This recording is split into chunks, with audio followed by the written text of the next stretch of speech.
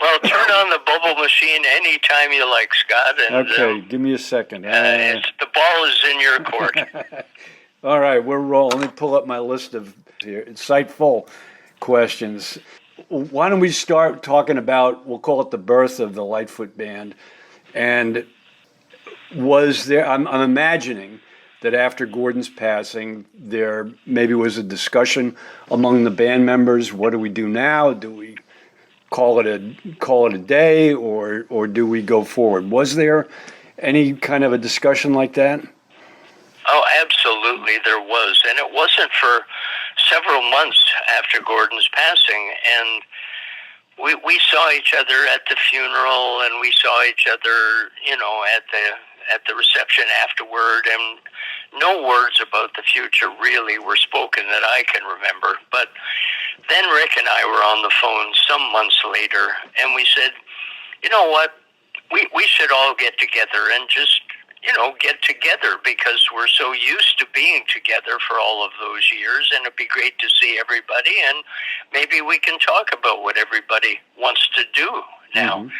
And we got together in a coffee shop out in Mississauga, which is a kind of a major city here in Ontario. It's west of Toronto, but we got together. The four of us got together, Rick and Mike and Carter and myself, and we just kind of, hi, how are you? How are things going? And, everything all right? And, okay, what are you guys going to do?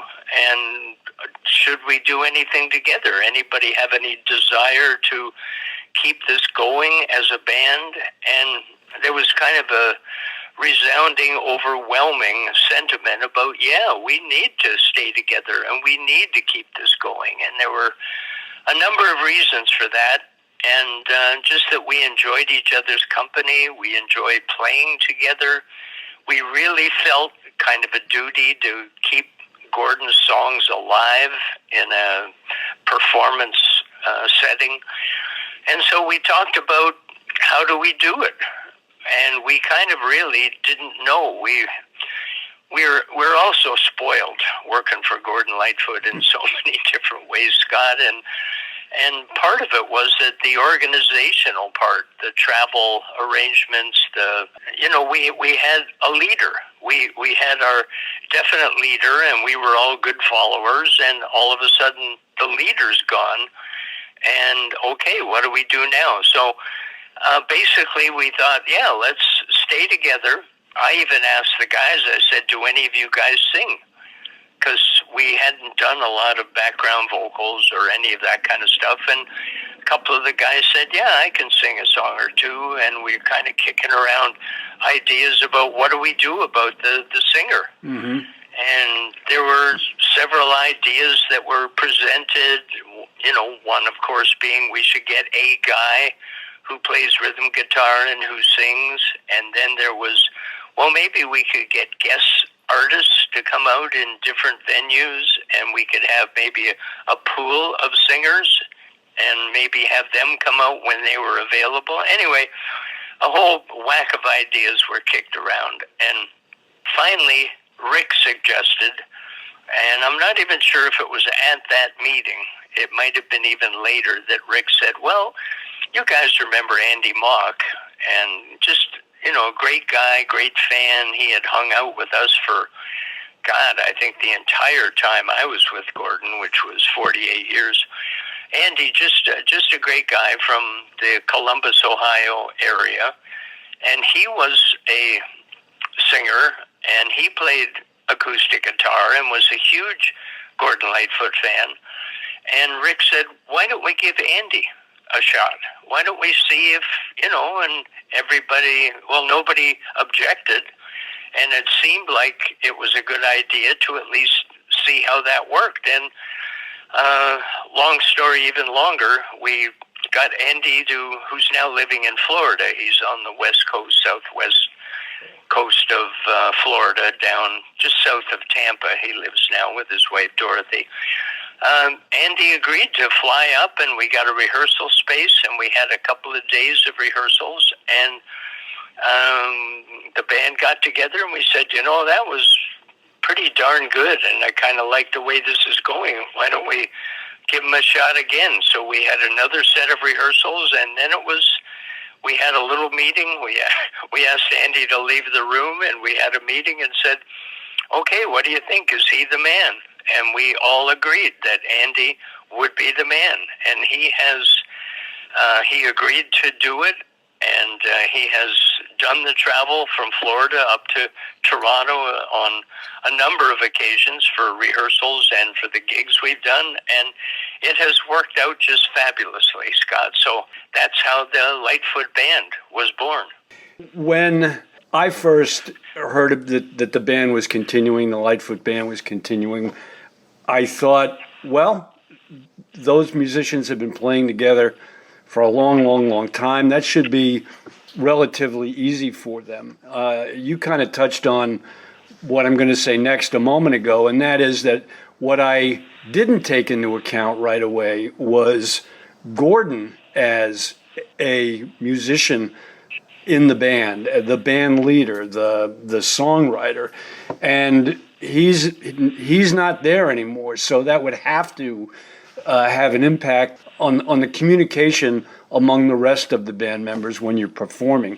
And was that or is that still an adjustment for you other members? Huge adjustment. When you take the main guy, the driving force, out of the equation, then how do you react to that? How do you move on from that? And he was not only the songwriter, he not only brought the songs, he was the singer, he was the driving force that, especially with the 12-string stuff, and also with the 6-string picking stuff, he drove the band.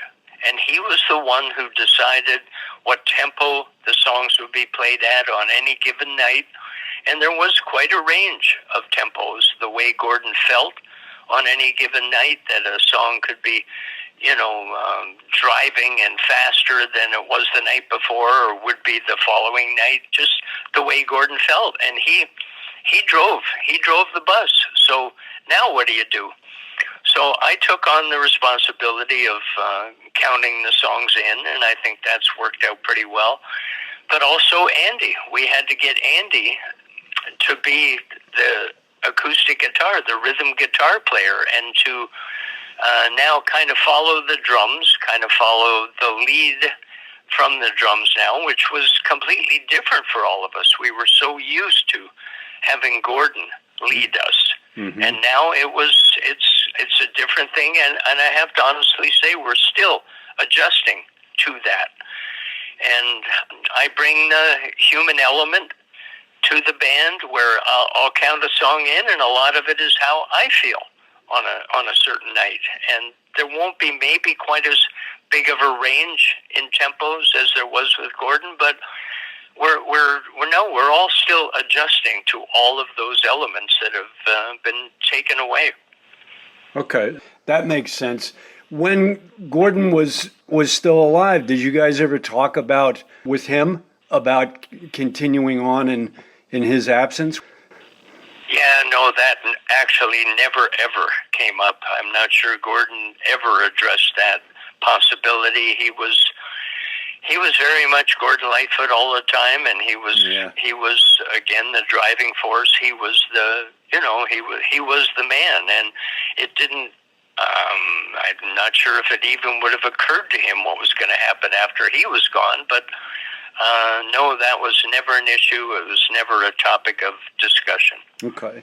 For you, for the Lightfoot Band to continue, did you have to, or do you work with the Lightfoot estate, Gordon's family, their blessings and so forth, or? Well, not officially, Scott. And we kind of, again, being neophytes at this whole business of continuing on, and what do you do? What do you do with the name, and what do you do with the songs? And we've kind of used a little bit of logic and common sense when it came to honoring Gordon and his memory and the estate. And so far there have been no issues, and I think we've handled it very respectfully. And hopefully there aren't any issues moving forward, and I don't anticipate that there will be. I think it's, again, because we've handled it so respectfully that I don't see a problem. Okay.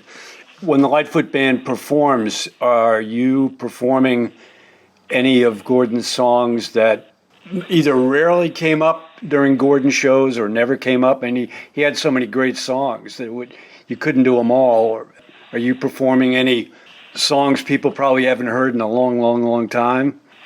Yeah, and the Canadian Railroad Trilogy is one of those that toward the end, Gord would have a little trouble. I mean, he was 85, like an 85-year-old man standing stage center, singing, playing, being the driving force.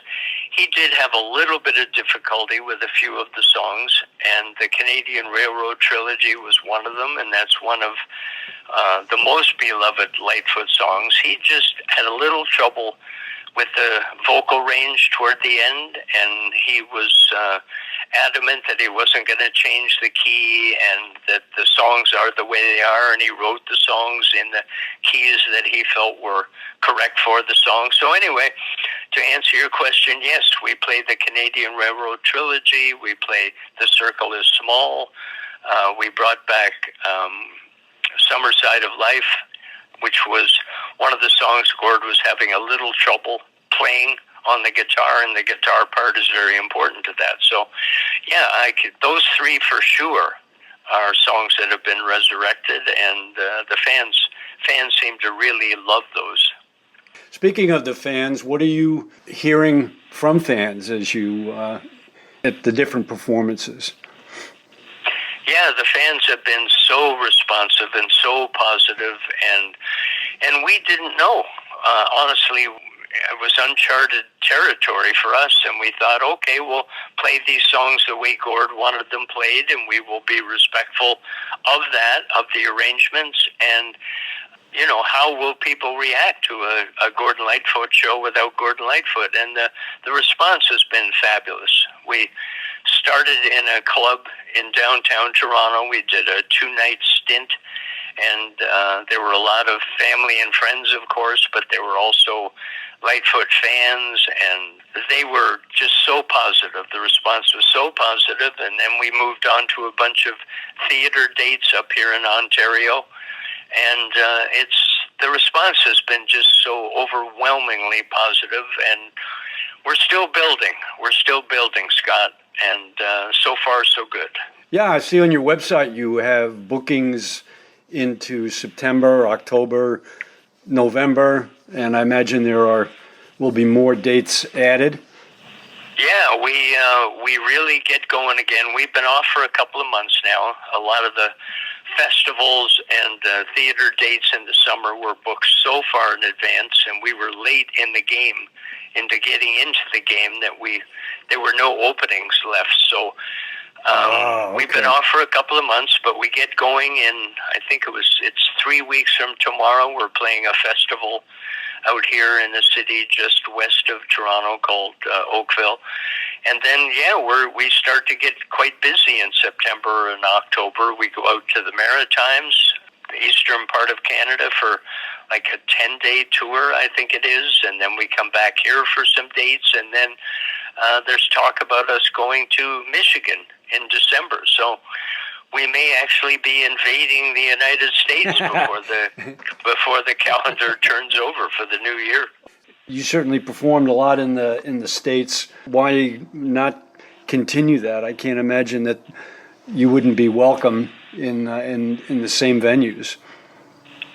Well, yeah, but then again, we get back to where we would have dates in Michigan with Gord, and all the travel arrangements would be made, all the immigration arrangements would have been made, and all we had to do was, rather than show up at Massey Hall in Toronto, you show up in Ann Arbor, Michigan, and, there's my drums all set up, and okay, all the work permits have been handled. Well, none of that is handled for us anymore, so Rick has done a wonderful job of picking up a lot of the organizational stuff. And in order for us to play in Michigan, there are the travel arrangements and there are the working permits for, Andy and I are American citizens, so that's not a problem for us. But the other three guys, Rick and Mike and Carter, are Canadian citizens, and they need working papers.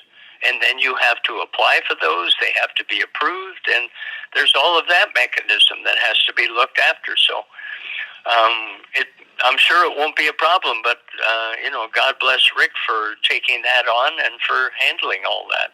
So that's true. That's true. I hadn't given that thought, but Gordon's entire road crew, all those guys are gone now, huh? Yeah. Well, Warren Toll, our wonderful tour manager, he's still with us, and of course the legendary Bernie Fiedler, who booked Gordon for pretty much Gordon's entire career. Bernie has taken on the job of booking us. So we have some of the leftover stuff from the Gordon Lightfoot era.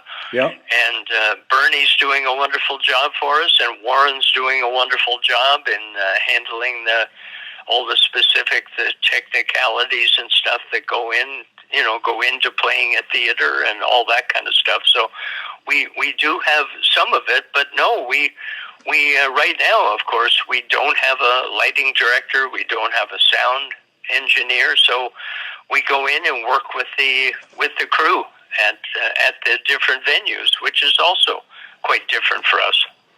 Yeah, I would imagine. Holy smoke! Yeah, that's interesting.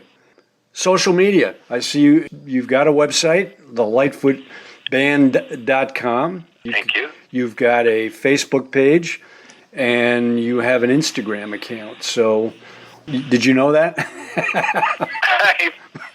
Well, I think you know that I've never owned a cell phone. Yeah. I know you're excited. I don't participate in Facebook or Instagram, but I know that all of that is handled, and a lot of it is handled by Rick's daughter, Tammy, who is great at all of that stuff. She's been wonderful at helping us and making sure all of that stuff is covered, it's necessary. It's absolutely necessary, and I'm so glad that somebody else is plugged into all that, because I certainly am not. Yeah. But no, all of that stuff is wonderful, and thanks to Tammy for handling that in such a great manner. And yeah, we have all that stuff going on, and the fans seem to enjoy participating in all of that stuff. So it's all win-win. Yeah, man, it looks good, and it's in this day and age an essential way to stay in touch with the fans. So, looking ahead to 2025, what's on the horizon for the Lightfoot Band? Right now, we don't have a single confirmed date, I don't think. So it's just, we're handling this one step at a time, Scott. It's kind of like, okay, what is right in front of our faces right now? And I do quite a bit of the promo work, hearkening back to my days in the record business.